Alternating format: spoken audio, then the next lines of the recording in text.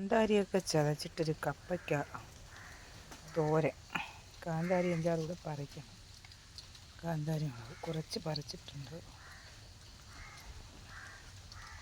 പറിക്കുന്നെന്ന് പറഞ്ഞാൽ ചിലവർക്ക് ഇഷ്ടപ്പെടില്ല, ഇറുത്തെടുക്കണം. ഞങ്ങളുടെ ഭാഷയാ പറിക്കുന്നതെന്ന്.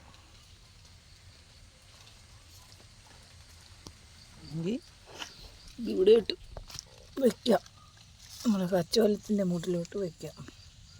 വെച്ചിട്ട് ബാക്കി കാന്താരി കൂടെ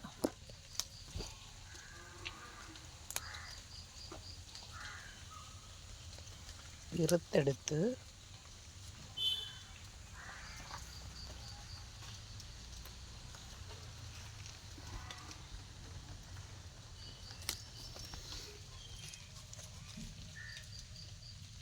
ഇത്രയും തകയും.